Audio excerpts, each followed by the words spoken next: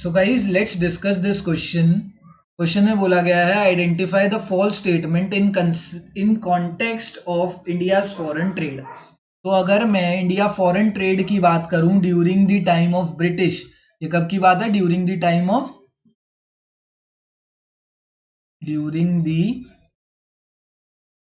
British rule की अगर मैं बात करूं एंड उसमें export and import, foreign trade क्या होता है, एक्सपोर्ट एंड इंपोर्ट का क्या हाल था, तो तुम्हें एक छोटा सा समरी दिखा देता हूं। एक्सपोर्ट और इंपोर्ट का क्या हाल था।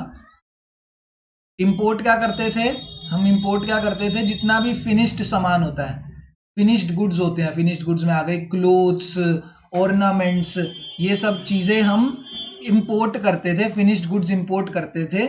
एंड एक्सपोर्ट क्या करते थे? रॉ मटेरियल्स, जितना भी रॉ मटेरियल है, जैसे क्लोथिंग बनाने के लिए क्या चाहिए? कॉटन चाहिए, इंडिगो चाहिए, ये सब चीजें क्या है? Raw materials. Raw materials export करते थे एंड फिनिश्ड गुड्स इंपोर्ट करते थे। तो अब ये चीज थी।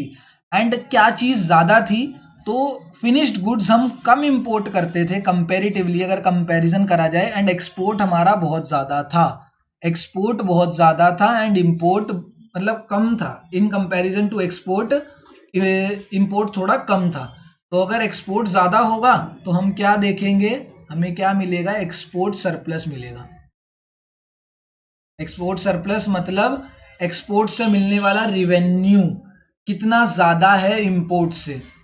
ठीक है, हम जनरली जब भी हम निकालते हैं ना फॉरेन ट्रेड, अभी तो ये चैप्टर आएगा तुम्हारा फॉरेन एक्सचेंज रेट, उसमें समझाया जाता है। एक्सपोर्ट माइनस जब इंपोर्ट होता है ना, तो उसको फॉरेन ट्रेड बोलते हैं।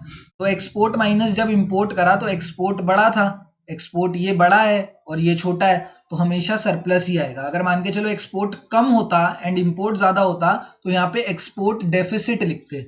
अभी ये वर्ड्स तुम्हें नहीं जानने की जरूरत, तुम सिर्फ इतना ध्यान रखो कि एक्सपोर्ट सरप्लस क्या होता है, क्योंकि अभी जब फॉरेन एक्सचेंज रेट तुम पढ़ोगे ना, तो तुम्हें ये चीज क्लियर हो जाएगी। तब तुम सोचोगे कि ये क्या बच्चों वाली चीजें बता रहे थे सर। ठीक है, बस इतना याद रखो कि एक चीज ज्यादा है, एक्सपोर्ट ज्यादा है, इंपोर्ट कम है, तो एक्सपोर्ट में सरप्लस हो गया। सरप्लस मतलब ज्यादा।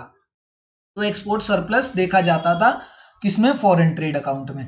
तो ये सेकंड स्टेटमेंट सही है, ये गलत नहीं है। Surplus in foreign trade account तो बिल्कुल देखा जाता था, surplus in foreign trade account था। और एक्सपोर्ट ऑफ रॉ मटेरियल्स होता था, बिल्कुल होता था। इंपोर्ट ऑफ फिनिश्ड गुड्स होता था, बिल्कुल होता था। तीनों चीजें सही हैं। Import of James and pearls from Britain, ये हमारा सही आंसर है। ये हमारा सही आंसर है, क्योंकि ये एक फॉल्स स्टेटमेंट है, because this is the required false statement. क्यों है ये फॉल्स स्टेटमेंट? क्योंकि ये जो जेम्स, स्टेटमेंट्स नहीं, स्टेटमेंट,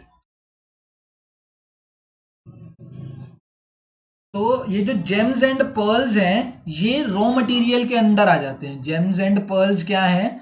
ये कोई वो थोड़ी है, ऑर्नामेंट थोड़ी है। जेम्स एंड पर्ल्स तो रॉ मटेरियल है। जेम्स एंड पर्ल्स तो यार जमीन से और मतलब नेचुरल रिसोर्सेज से मिलते हैं ना हमें, एंड ये पार्ट हो जाता है रॉ मटेरियल का। एंड रॉ मटेरियल तो हम एक्सपोर्ट करते थे, इंपोर्ट थोड़ी करते थे। तो इसलिए ये स्टेटमेंट कॉन्ट्राडिक्टरी है और गलत है। This statement is false. Contradictory नहीं है, गलत ही है। ठीक है ना, तो अपना करेक्ट आंसर होगा ऑप्शन नंबर 4।